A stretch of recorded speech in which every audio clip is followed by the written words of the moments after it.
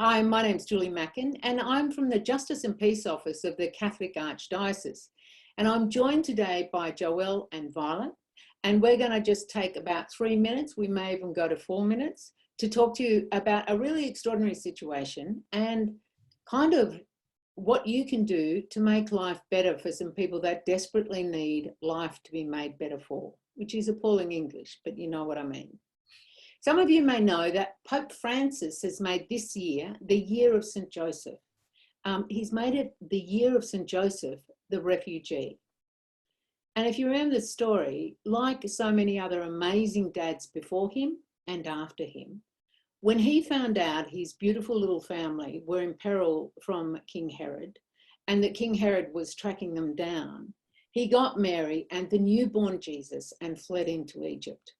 When he was there, there's no doubt he was there for about 6 years, we think. And he would have worked as a carpenter. He would have found a safe place for his little family. He would have made sure they were all safe and sound until it was okay for him to go back to his own country. There would have been no mandatory detention for Joseph. There would have been no splitting up his little family for him. Mary and Jesus would have had the same rights as everyone else. It would have been tough, but it would have been possible. That's not what happens to families who come to Australia seeking our protection.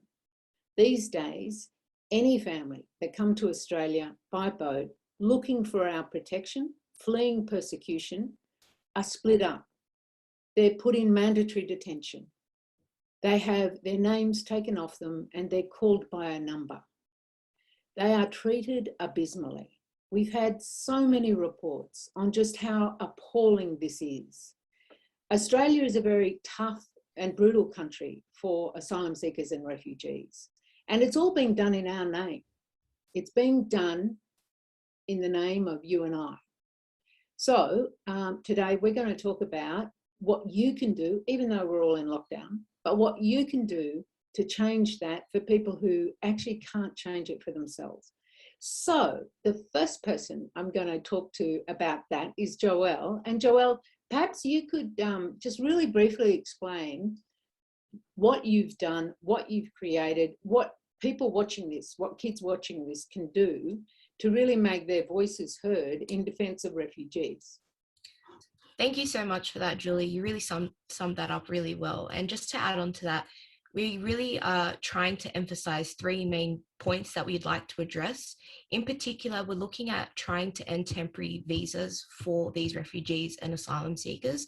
And it's quite sad because these people are given at maximum 3 years protection. And after that, they are in limbo. They can renew this visa, but, nothing is guaranteed. And especially under their status, they are quite, unprotected. So that's something we're really trying to address here.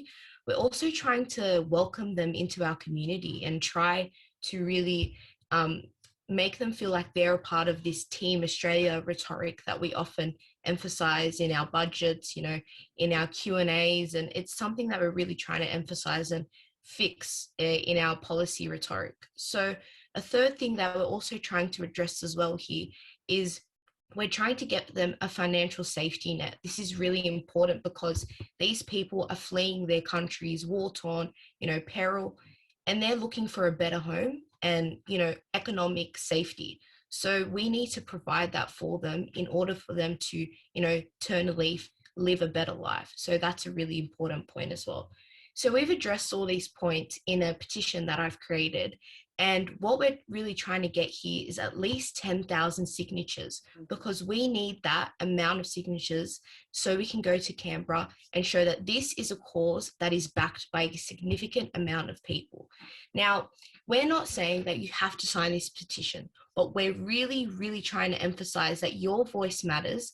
And if you sign this petition, you could be making a big difference to these people in this community. So we really emphasize that you sign this, and we'll be sending out this petition to, your school principals, teachers, and even if you don't feel comfortable signing it yourself, you can show your family members, and your parents might be interested as well. We've also have this QR code that's going to be placed on flyers across your community. So what that does, if you scan the QR code, it sends you directly to the petition. So if you're out and about in your community and you see it, please scan it and it'll send you directly to the petition. And then again, you can sign the petition. So that would be really amazing if you could do that as well. Fantastic, Joelle. I think also too, we're kind of asking people if they're willing to write to their local MP, to, you know, whether that's a state MP or a federal MP. We've all got one, for better or for worse, we've all got one. So we've got, and schools are amazing at doing this. So with this video and with the petition that Joelle spoke about, we'll also send out a kind of template to use for anyone who wants to get in contact with their local MP, their local senator, and say, and give voice to people who have no voice. Violet, can you tell us a bit about what you've already done and maybe a bit about where you think we should be headed? Yes, I was involved in launching the 150 Days of Action for Refugees, where we strive to exhort all people to aspire to be people of action by responding to a crisis in our community where people fleeing from danger are shown no mercy. And I've always been a big believer in equality, and I think I'm so passionate about this because I believe not as refugees or asylum seekers, but as people, they have a right to be free and not live in fear. And from this, I urge everyone to take action, but to make change, we have to exhort the federal government to make this change because ultimately they have authority. And their authority allows them to provide pathways and permanent protection visas for refugees in order for them to feel welcome and loved in Australia and have a place. And where I want us all to be now is to writing letters to the government, making sure we're signing these petitions and really using your voice to make a difference, because we all have a voice, but I don't think people realize how much power we have with it until they use it and project it to make a difference in the world. And so I think that's where we should all be. That's so great, Violet. I'm an old woman now, but I grew up in an Australia that was internationally famous for how we supported refugees. We were the country that other countries looked to say, how do you care for people properly in this space? And that was under Labor governments and Liberal governments.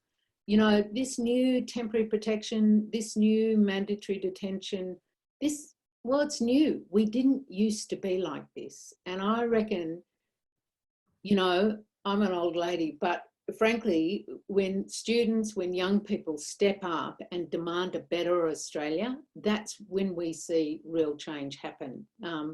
So it's pretty exciting. We, you know, often I know students, kids are dismissed as being unimportant in the political discussions of the day. And, you know, the truth is you guys are the most important people in this country, and we are really optimistic, I guess. The more time, frankly, as an adult, the more time I spend with students, the more optimistic I get. So thank you very much. And let's hope that we get 10,000 signatures. Let's hope we get every MP during this winter recess is inundated with letters saying, we can do better than this. Thanks, Violet. Thanks, Joelle. It's fantastic. Thank you. Thank you.